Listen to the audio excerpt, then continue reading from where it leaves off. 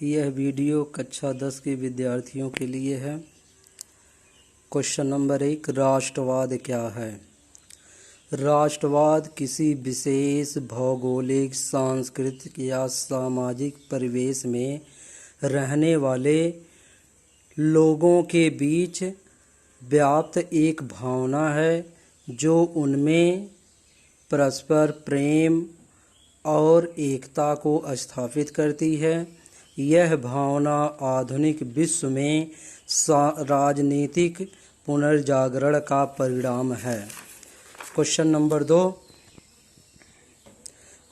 दो है, निम्नलिखित पर टिप्पणी लिखिए। पहला है ज्यूसेप्पे मैत्सनी।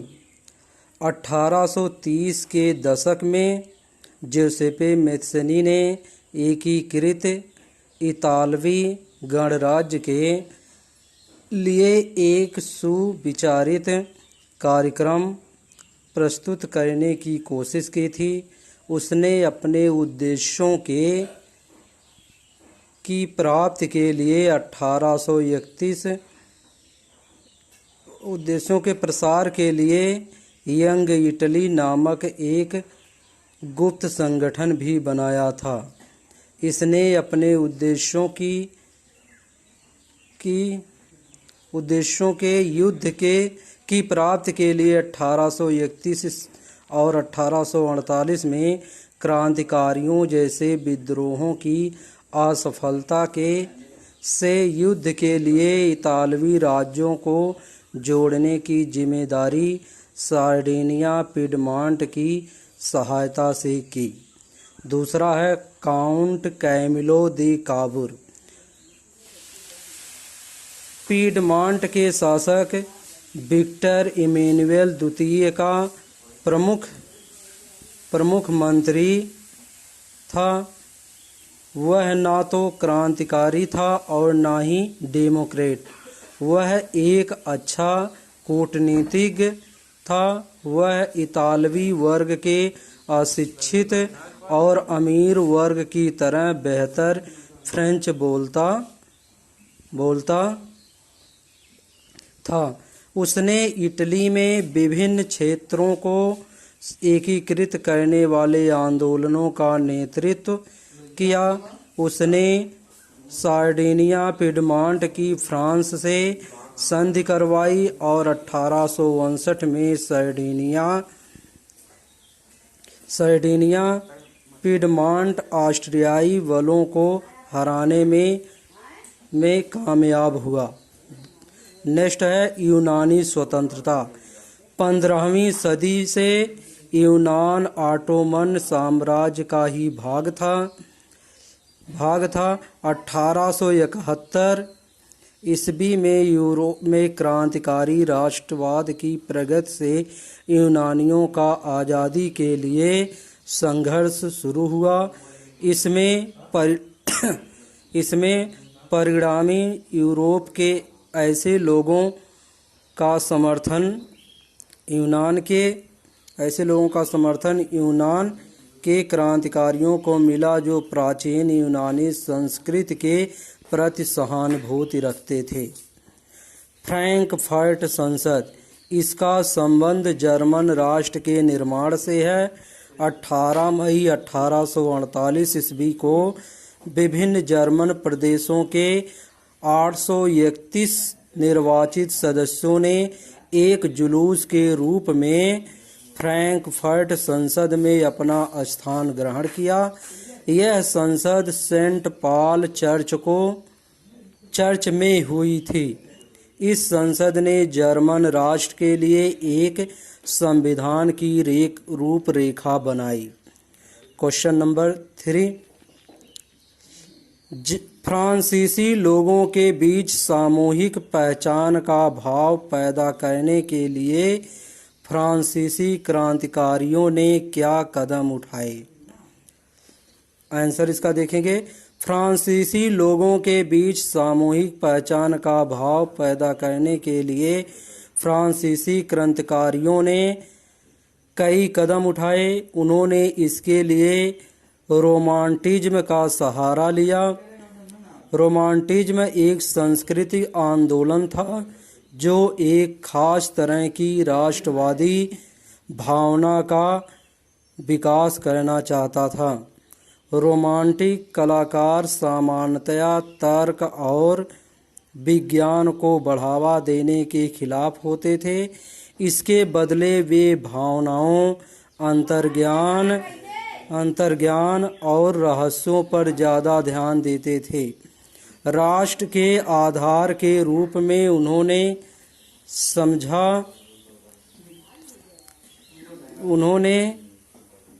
साझा विरासत और सांस्कृतिक धरोहर की भावना को अधिक प्रश्रय दिया।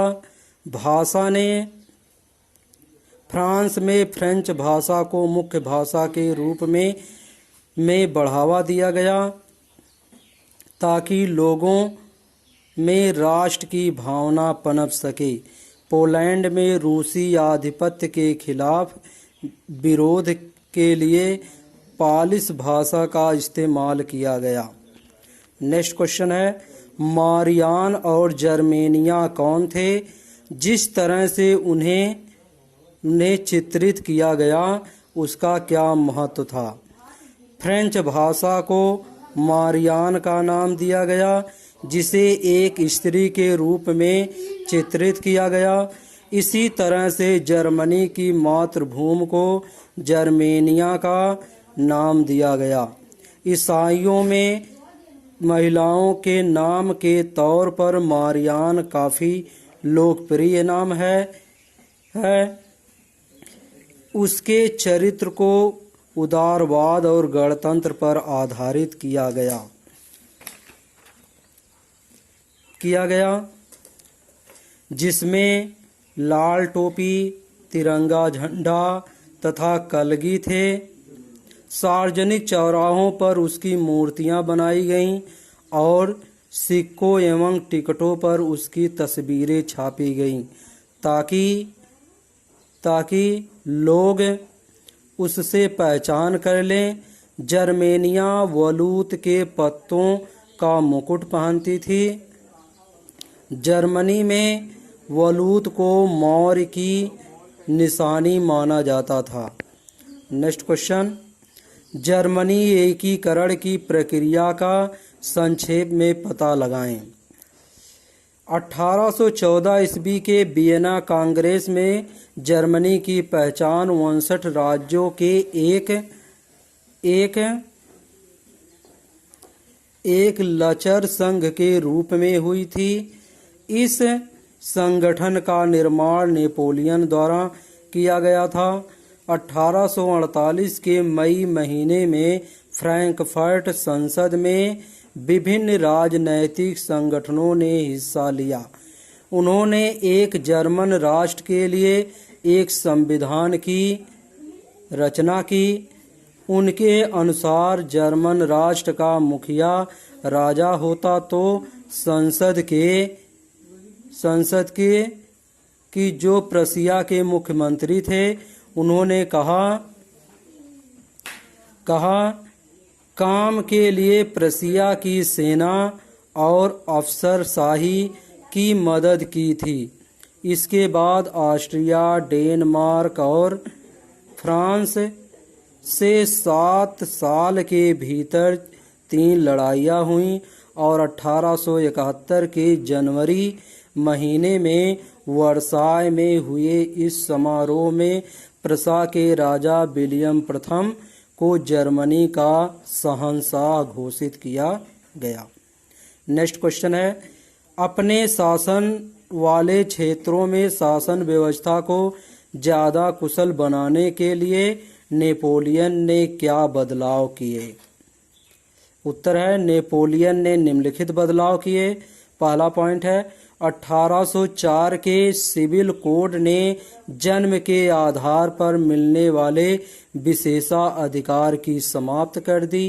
दूसरा, उसने कानून के समक्ष बराबरी और संपत्ति को बहाल कर दिया।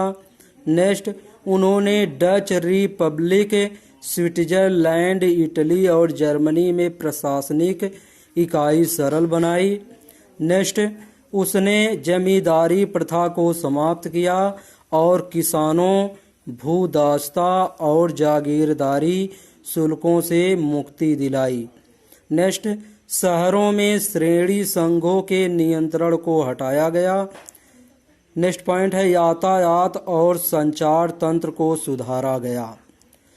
नेक्स्ट क्वेश्चन है बाल्कन प्रदेशों में राष्ट्रवादी तनाव क्यों पनपा। बाल्कन एक बड़ा हिस्सा ऑटोमन साम्राज्य के नियंत्रण में था। यह वह दौर था जब ऑटोमन साम्राज्य बिखर रहा था और बाल्कन में रोमांटिक राष्ट्रवादी भावना बढ़ रही थी। इसलिए यह क्षेत्र ऐसा था जैसे किसी बारूद की ढेर पर बैठा हो। पूरी 19वीं सदी में ऑटोमन साम्राज्य ने आधुनिकीकरण और आंतरिक सुधारों से अपनी ताकत बढ़ाने की कोशिश की थी, लेकिन इसमें उसे अधिक सफलता नहीं मिली। इसके नियंत्रण में आने वाले यूरोपीय देश एक एक करके अलग होते गए और अपनी आज़ादी घोषित करते गए। बाल्कन के देशों ने अपने इतिहास और राष्ट्रीय पहचान का हवाला देते हुए अलग होने की घोषणा की। इस प्रकार बाल्कन प्रदेशों में प्रतिद्वंदिता बढ़ती गई एवं तनाव की स्थिति उत्पन्न हो गई। यह कक्षा 10 के विद्यार्थियों का जो है हिस्ट्री का पहला चैप्टर यूरोप में राष्ट्रवाद का उदय था। नेक्स्ट वीडियो में